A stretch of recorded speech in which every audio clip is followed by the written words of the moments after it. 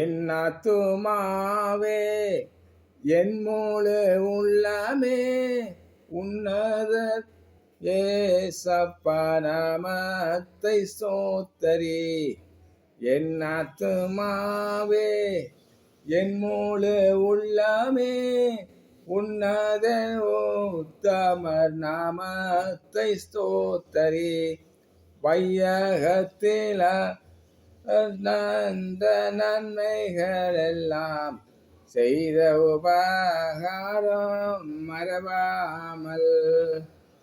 வையகத்திலே மக்கு செய்த நன்மைகள் எல்லாம் செய்த உபகாரம் மறவாதே.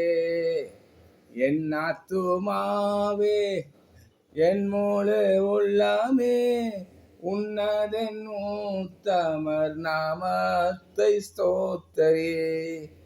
ஆம் பிரியமானவர்களே, ஏசப்பா வையகத்திலே நமக்கு ஏராளமான நன்மை செய்திருக்கிறார். உலக தோற்றத்துக்கு முன்பே நம்மளை தெரிந்தெடுத்தார். நல்ல தாயின் தகப்பனை இந்த பூமியிலே கொடுத்தார். திருமணம் அவர்கள் செய்து வைத்தார்கள். குழந்தை குட்டிகளை பேர குட்டிகளை தந்தார்.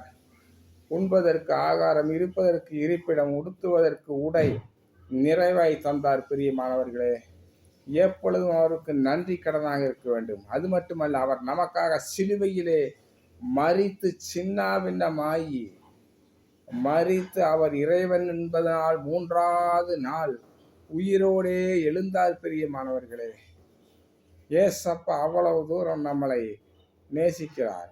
அதை நாம் மறக்கக்கூடாது, நன்றியுள்ளவர்களாக இருக்கணும். அதே போலத்தான் தாயின் தகப்பனும் பிள்ளைகளை கண்ணும் கருத்துமாக கொசு கடிக்காமல் பாதுகாப்பார்கள்.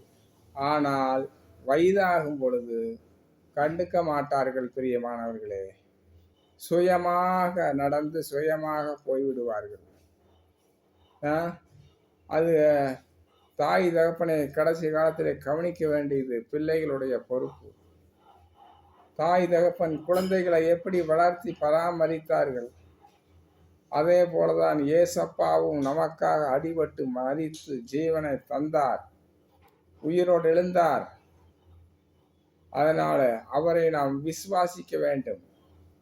கண்டு விசுவாசிக்கிறதை காட்டிலும் காணாமல் விசுவாசிக்கிறவர்கள் பாக்கியவான்கள் என்று சொல்லியிருக்கிறார். பிரியமானவர்களே, ஏசப்பாவை விசுவாசியுங்கள். அப்பொழுதுதான் உங்கள் வியாதிகள், பிரச்சனைகள், பில்லி சூனிய கட்டுகள் எல்லாம் அறிந்து ஒளிந்து போகும்.